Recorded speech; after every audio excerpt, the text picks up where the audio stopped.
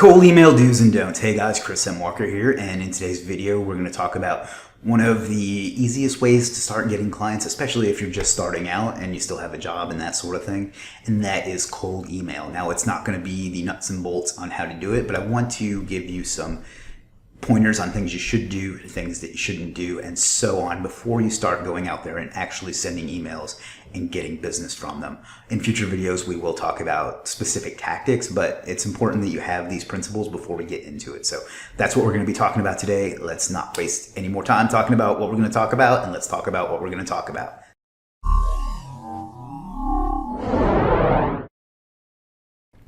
Okay, so like I said in the intro, today we're going to be talking about cold emails and what to do and what not to do. Now, this is not going to be a comprehensive guide on how to do cold email. I'm going to do some additional videos on that. But what I wanted to do before I sent you out there to start doing some was to give you some principles and some ideas of things that you need to be doing and some things that you don't need to be doing, so you don't just charge in like a bull in a china shop and screw up some potential business for yourself. So we're going to dive right into it with things not to do with cold email. Now, normally I'm a pretty positive person, or at least I like to think I am, and I would start with the things to do, but I want to make sure with this that you do not make these mistakes and end up costing yourself some business, because it's super important to avoid these things. And also, I wanted to start with this because there's an irony in that the first thing not to do with cold email is be negative. We probably, if you own any kind of business or have any kind of email, basically, you probably get tons of these a day where they start off with, your website could be a lot better if it did this, this, this, and this. You know, if it was more mobile friendly, if it was ranking higher on Google. Basically, you don't want to start off the conversation by telling someone everything they're doing wrong. Even if you're right, there is a very good chance you're going to make somebody mad, hurt somebody's feelings, and it's not going to start the relationship the right way. Imagine it if you went on a date and the first thing you said to somebody was, you know, if you dressed nicer, you'd be a lot more attractive, or something like that. That's exactly what you're doing if you start off with telling people what they're doing wrong and so on. So there's no prize in life for being right. And just because you're being right about something doesn't mean you need to be negative or, quite frankly, be an asshole about it. And it's because not only is it the wrong thing to do, just morally speaking, it's not going to work. So do not start your emails off with a negative by pointing out things they're doing wrong. The next thing, and I see this a lot in emails I get, and then from students that try to do this and don't have a lot of success, is they start by talking too much about themselves. A lot of people will, when they send an email, they'll start with this huge paragraph about who they are. You know, hi, my name's Cliff N. Walter. I'm a digital marketing expert who helps businesses generate 6 new leads a day by using cold traffic email methods from ads and all this on and on and on nonsense that by the time you get to the end of it, they've already closed the email. You have a fraction of a second to get someone's attention, and nobody cares who you are. If you use your opening to start talking about yourself, you're not going to convert. It's just flat out not going to work, because, I mean, just ask yourself, would that work on you? Do you care who this random person is, and them patting themselves on the back about all the awesome things you can do? Now, that's not to say that you don't want to give any information about who you are, but you need to hook them and get their attention first. So that's the next thing, and it's probably the one I see the most often that people get wrong, is they start by telling the prospect too much about themselves instead of what they can do for that particular person.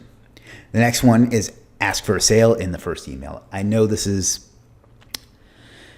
our goal when we're doing this is to make some sales, and I know it's tempting to go make an offer in everything you do, but it's going to be a huge put off. People are assaulted 24/7 by advertising, sales, what have you, and it's just not going to work. You need to provide some value, establish some rapport, and build a relationship.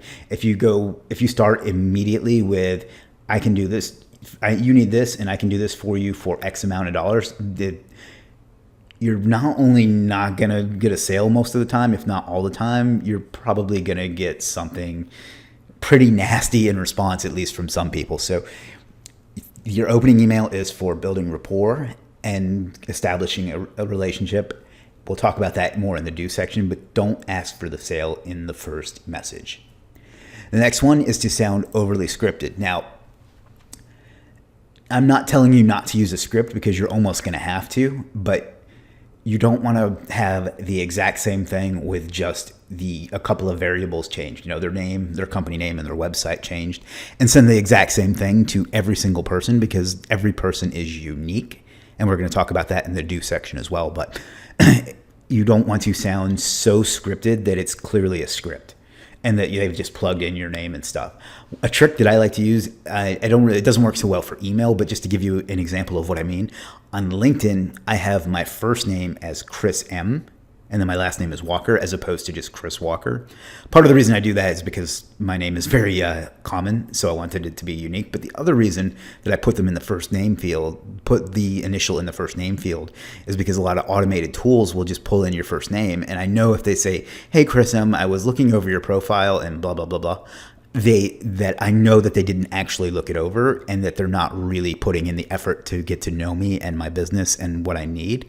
And the same kind of thing works for email. Now, that hack probably won't work as well, but my point in telling you that is to not sound scripted, because people can smell that a mile away, and it's going to lower your success rate. And obviously, if we're doing this, we want to be as successful as possible. So do not sound overly scripted, or it's not going to work. The next thing is, don't play the numbers game. And what I mean by that is, don't use an approach that I call spray and pray. There are tools out there that will let you send literally tens of hundreds of thousands of emails at once, all the same to different people. And you probably will get some sales that way. They're going to be low paying and high maintenance clients most of the time. And it's just not going to convert very high. You may get a 1% or less conversion rate. Now, I know that's easier than taking the time to prospect, which we're going to talk about in the next section, and get to know that particular prospect's needs, wants, and desires. But it's just not an effective method. And for me, I don't think it's going to establish your brand, your business as a brand that people trust. And there's a technical side to it too. You're very likely going to get your domain blacklisted. So you'd have to use something like Gmail, which it is just not professional to send in a cold email from like a Gmail or a Yahoo or a Hotmail or something like that. So I guess that should have been included in the don't section here. Also, don't use a free email service like Gmail or something. Have a professional domain. So that kind of wraps up the don't section. Now, the things that you do want to do with cold email, this is obviously just as important, if not more so, but I wanted to make sure you didn't make those mistakes. But the first thing you want to do is prospect. What I mean by that is, don't just buy a list from Info USA don't just buy a list or scrape a Facebook group or anything like that. Have an idea who you want to talk to, and go out and build a list of people like that, businesses like that. Don't just grab a list of any old business and do that. Come up with an industry and a location that you want to serve, that you know that you can help, and build a prospecting list of them. So do your prospecting and do your homework, which kind of ties into the next point, is to know your prospect. Don't just assume that everybody wants higher Google ranking or Facebook ads or whatever. Do as much research as you possibly can on each of the businesses on your list, and find out what they need. And then, that'll actually come into our next point, but find out what they need and be prepared to talk to them about what they need. Don't assume that all dentists are the same, or everyone in Phoenix is the same, or anything like that. Take the time to build that prospecting list and then get to know the people on it. Not when I say get to know them, I don't mean literally get to know them, at least not in this step. What I mean is understand who you're talking to and have a game plan specific to each person that you're going to reach out to. You might be thinking, Chris, that's going to take a lot longer, and you're right, but it's much better to speak to 10 highly qualified prospects a day in a way that may actually start a conversation than it is to speak to 10,000 with a generic email blast of a template. So take the time to create a good prospecting list of businesses that you know you can help and that you want to work with, and then get to know as much information as you can about each one of them through their website, their LinkedIn, their social media, whatever else you can find, and then send them an email crafted specifically to them. The next one is probably my least favorite expression in I guess marketing or whatever, but it's absolutely true. Is provide value. That phrase gets abused and it becomes a cloak for selling and marketing sometimes, but you genuinely want to provide them something that's of use to them with no necessary intention of it leading to anything. This goes back to the last point in getting to know your prospect and getting to know what they need. But in that opening email, you want to give them something that will benefit them. And if they never respond to you, that's fine. If they use it and never respond to you, that's fine. But odds are, if you can give them something in a friendly way that will help them, then you're much more likely to start a conversation with them and have a productive relationship. Again, this is going to take time, but it's better to have highly qualified prospects that you can give something to than it is to have a massive list of prospects that you won't be able to help at an individual level. So for an example, a client I had about 3 years ago, I got via a cold email through one of the tools I'm going to mention at the end of this video. And I found that their email with that tool, and I found that they were like upper or middle page 2 for the term that I was searching for. And they didn't have that keyword mentioned anywhere in their meta title, their meta description, or anything like that. So what I did was I took a screenshot of that from the Google search. I highlighted it with, I think in Paint back then, and just drew a red box around it and sent them a picture of it and said, if you put in your keyword right here, you are on page 2, and that'll move you either up to the top of page 2 or the bottom of page 1, just from that one little tip. So if that helps you out, that's great. If you have any more questions, or if you want to know anything more about that, or if so on, you can message me back, or I forget the exact wording, but basically I gave them a tip and told them if they needed more, if they wanted more, I can help them with it. If not, that's fine too. Just thought it would be something that would help them out. So that's just one example. You don't have to use that particular technique, and it probably won't even work that many times because it was kind of a unique situation, but I use that as an example to illustrate that I provided them something that was genuinely helpful to them. And that ended up turning into a client I had for about 2 years from that one simple step. So provide some value to people before you sell to them. And then they're going to be much more likely to know, like, and trust you. And then you can actually sell them something via the next cold email or whatever. So that's probably the most important step in this section, is to provide value. The next one is be tough. And what I don't mean be tough with them. I mean, when you do this, be prepared to get some very unpleasant responses and don't reply to them. If somebody tells you to have an improper relationship with your mother, or they say something nasty about you, or whatever, if they give you a negative response, don't. I know it's easy to trigger your ego and try to fight them on it. Just don't bother, and don't take it personally either. So you're going to have to grow a thick skin if you're going to do this, because some people are going to be mad and say nasty things to you. So be tough and learn to take it. If you do this, be prepared to get some FUs in response, unfortunately. So the next one is follow up. What I like to do is use a couple of different tools to create a sequence and I'm not going to go into the specifics on how often or whatever, but you want to send the initial one, and then if they open it, then X days later do this. If they don't, X days later do that.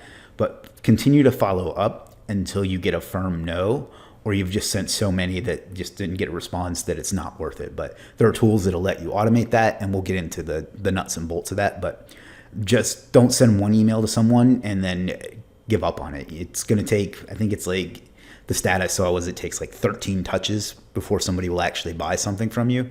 So be persistent without being annoying, but continue to follow up with people until you get a firm no, or you get, several in a row that don't get opened, or so on. So follow up.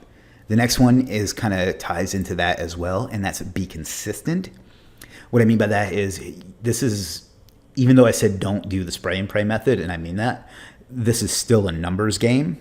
If you get 1 out of 10 to reply to you with even like a lukewarm reply, that's a good ratio. So in order to do this, you're going to have to set aside a few hours a day to continue to do it, to building that prospecting list, to coming up with value for each particular person on that prospecting list, and then sending the email to them and kind of timing it in a way that it'll show up in their inbox. What I like to do is do it late at night. So when they get to the office in the morning, and it depends on the industry, but when they get to the office in the morning, you'll be near the top of their inbox. That's just kind of a little tip for when we get to the tactics video. But be consistent and continue to do this, and it will pay off. I know a lot of people are skeptical about it, don't like it, think it doesn't work, but it does. And if you're consistent and you make sure you don't make the mistakes I've talked about here and do follow the principles that I've talked about here, you're going to have a good shot to pick up some business. And the good thing about cold email is that you can do it any time of day. So you can do it at night if you have a job,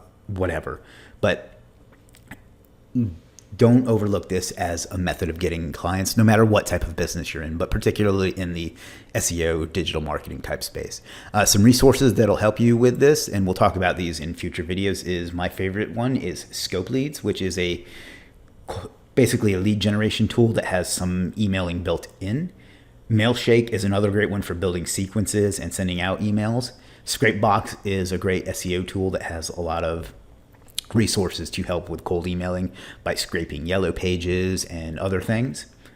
Hunter.io is a great way to put in a domain and then find some email addresses of people at that domain. I have some other videos on cold emailing on my YouTube channel that you can check out at chrismwalker.tv. And then in our Facebook group, we've been talking about it a good bit over the last week or so. So check that out at chrismwalker.group. And then the rest are just shameless plugs. Follow me on Facebook and Instagram at the links you see there. And most importantly, if you want to keep getting the rest of this series, what you need to do is click that subscribe button below this video and then hit the little notification bell that comes up after that. So you'll get an alert when the video comes out. And that's pretty much all I got for you guys. I hope you enjoyed this. We'll talk more about cold email in the future. If you have any questions, ask them in the comments and I'll try to get to them as soon as possible. Thanks again, and I'll talk to you soon.